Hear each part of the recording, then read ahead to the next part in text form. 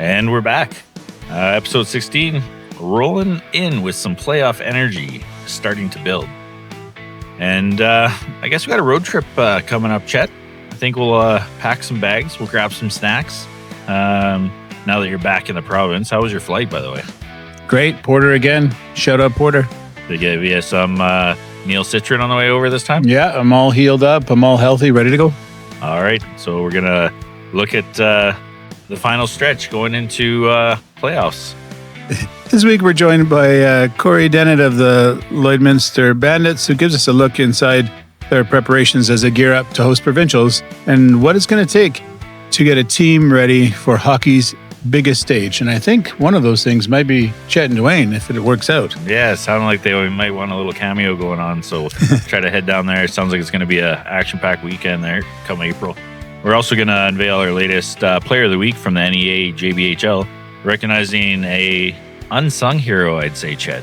Yeah, looking forward to that. And as always, we're going to wrap things up with jam-packed around the league segment, breaking down the score storylines and some really interesting momentum shifts from last weekend. It was busy. It was busy Junior B hockey. Well, it's time to fire up the old gray Dodge to roll some coal. We're going to grab some drinks from the Circle K, get ourselves some sodas, and head off to St. Paul. I'm looking forward to that evening. But this is episode 16 of the Junior B Breakdown. Let's drop the puck.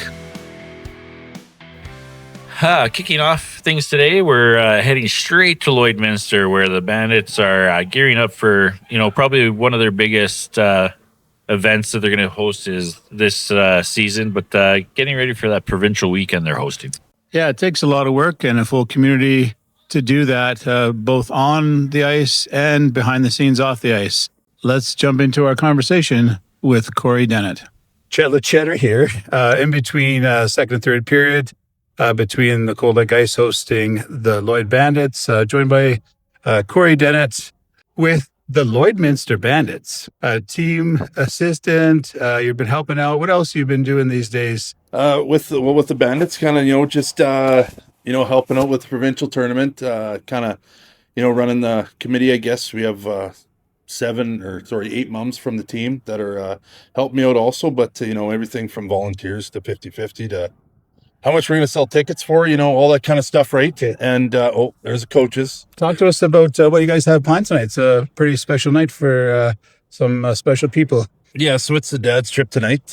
We got, I think there's 20 of us here tonight.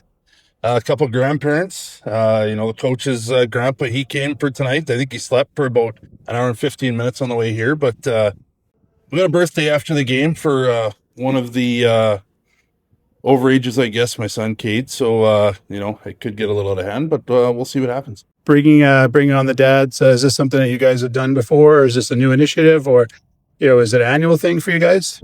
We've done it. We did it last year. The dads came with Cold Lake, and then moms went to Vague. The moms have been up here already. The first game of the year, I think it was middle of November. So, just kind of, let the parents come and see the boys, how they work, the new rink, get to see the new dressing room and stuff like that. So nice. Yeah. So now some activities, the bus, we had some, refreshments, good time. Now, went out for supper. Any local cuisine that you guys were experiencing here?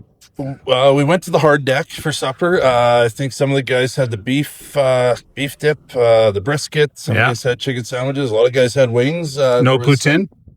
There was a couple poutines, yeah. Okay, good. I couldn't tell what kind there was, but it looked like there was a lot of gravy and a lot of cheese curds on there. Perfect. I appreciate that. So, I throw that in for you for sure. Thank you. Now, switching gears a bit, big event coming up.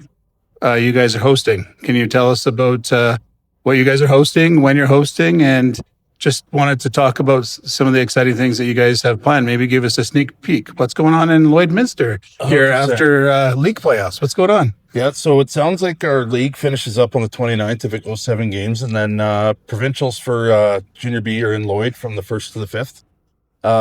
We'll have 4 teams from the other leagues and then 2 from the Northeastern Alberta Junior B League. We have anywhere from 50-50s to silent auction items. We actually have a alumni night planned for the Bandits, going way back to the Junior B Blazers back in the 70s. Some of the coaches and stuff like that, actually Grandpa, he's here tonight, and then his son's here tonight, and then his son's actually playing. So we have 3 generations of Bandits here tonight, the Redden family, I guess. So, yeah, we got lots of stuff planned. Looking forward to having the community out. And, yeah, also try and see if we can have you guys out also to do some game day stuff. And Yeah, Mrs. Lechetter is approved. She's going to be staying home and she's going to be doing her, quilting and things like that. And she said, please get out of the house.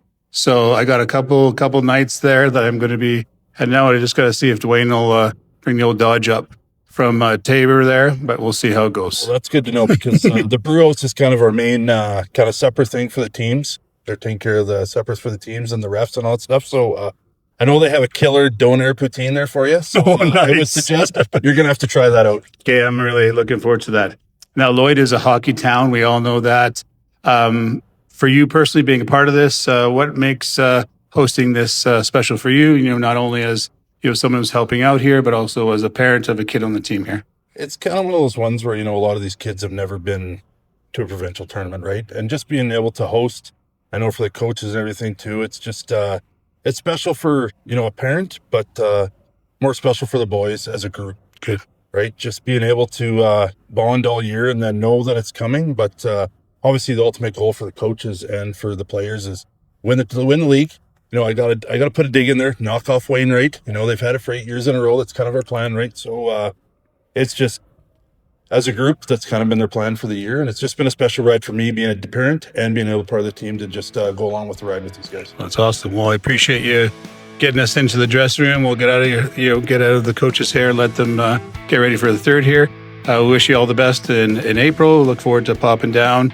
I'll probably see if I can get a charter right into Lloyd, somewhere from Chicoutimi, and then we'll join you guys for at least a couple days and a night there. So thank you very much for coming to chat with us. No, that sounds awesome, and thanks for having us up here.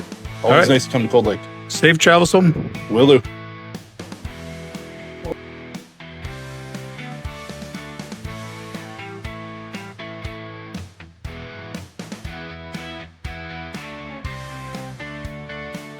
Up next, it's time for our Player of the Week segment, highlighting another standout performance over the last few weeks and overall this season too. Hey, Dwayne? Yeah, this weekend, or this week, we've actually selected the Player of the Week.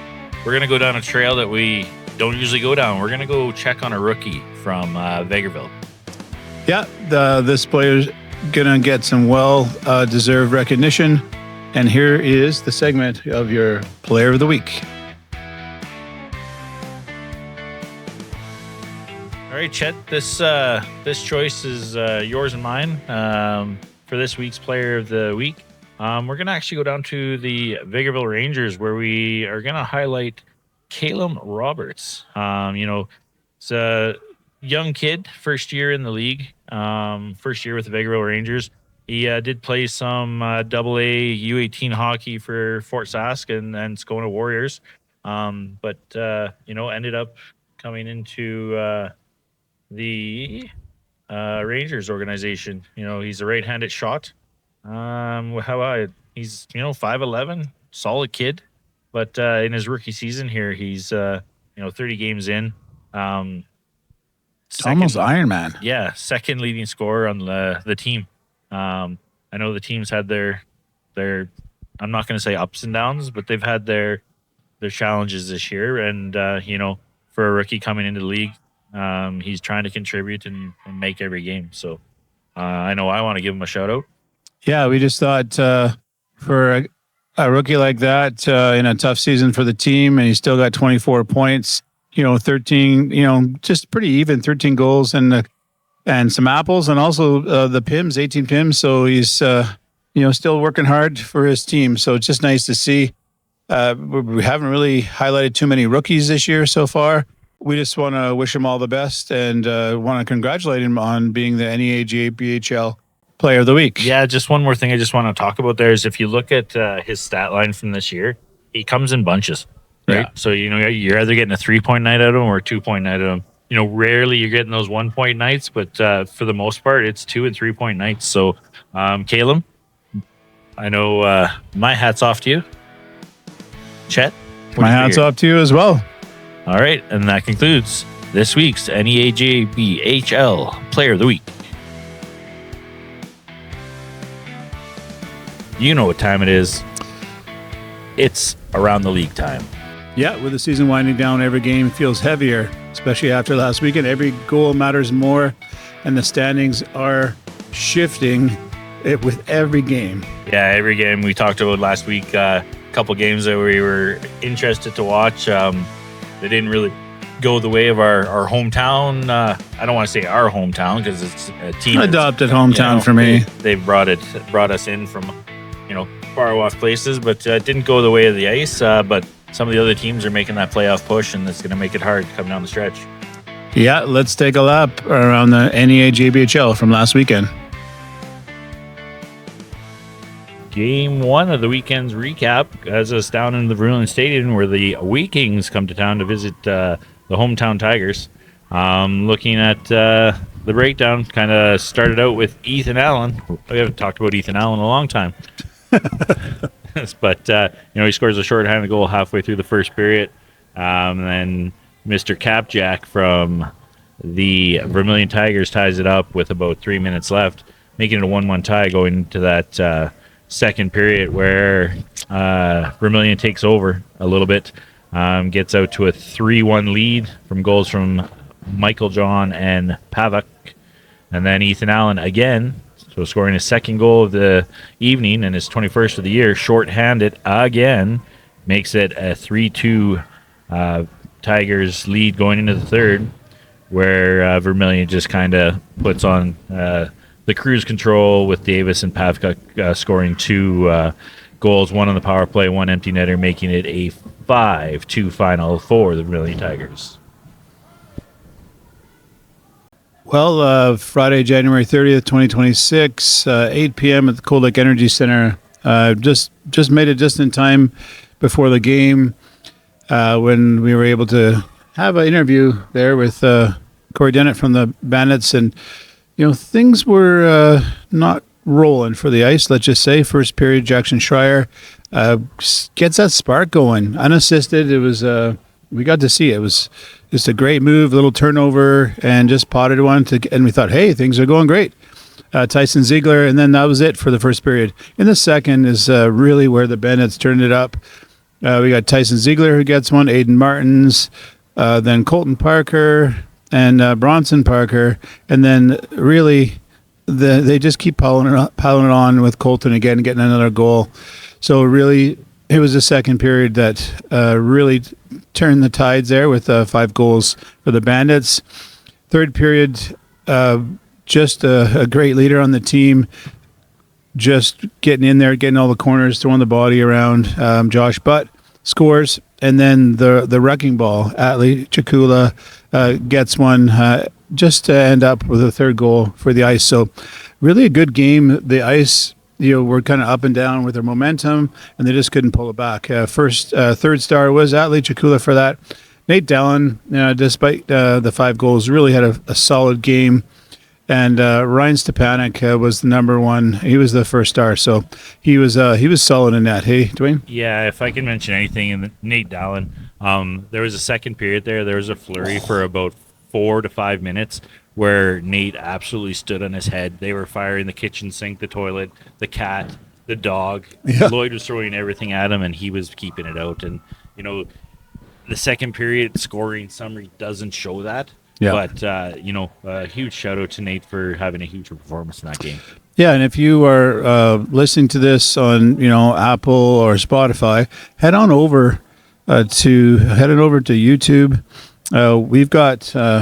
every week we're getting goal clips from the Ice, which is great, and so we're doing an enhanced version of that segment every time the Ice are there.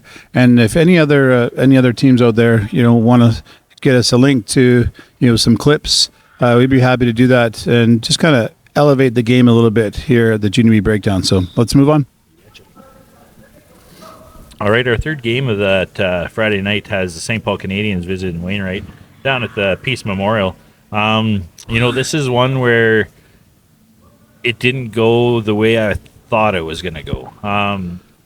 St. Paul has found something in the last 2-3 weeks that has kind of turned them and elevated their game. You look at how this game started out.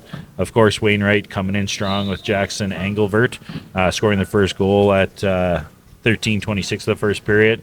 But then you had Caden Mortson tying it up for St. Paul on a power play with 9 minutes left, making it a 1-1 tie going into the second period, where Pickford, sorry, Kane, about mispronouncing your name there, but he gets his fourth goal for the Waymere Bisons, popping them out to a 2-1 lead. And then, I see a common trend in those first three games is guys with multi-goals. So Caden Morrison ties it up short-handed again with 12 minutes left in the second period, which throws us into a 2-2 tie right into... no scoring in the third, though. No scoring in the what third. A battle. Yeah, so, it throws us right into the overtime where, I don't know if this is correct or how I'm going to say it. It was either 1 second in to the period or 1 second left in the period, but Quentin Spock scores his 27th to give the St. Paul Canadians that 3-2 win, which they needed. That game there actually popped them ahead of the ice by 1 point and, maybe set the tone for the weekend. We'll see what happens here in the next couple games. January 31st, 7:30 p.m., Cold Lake Energy Center. The Cold Lake Ice hosted the Bisons. We had, got to meet up with Coach from the Wainwright Bisons ahead of time. We'll have that interview next week. It was Teacher Appreciation Night. Great event. Big 50-50. We were all getting change and 2,700, 2,800. It was one of the. I think they said it was the biggest 50-50 of the season so far. So, anyways, we were looking for a battle. We thought, and I think Cold Lake thought, hey, the Bisons are coming. We had a really good game. Let's do it. But the Bisons were, they were trying to get back from that 4-3 loss the night before, and so Riker Singer doing all the great things that Riker does. Scores to get things going, then Zach Nelson, and then Brecken Smith. And so you're thinking, what's going on here? 3-0 after the first period for the Bisons.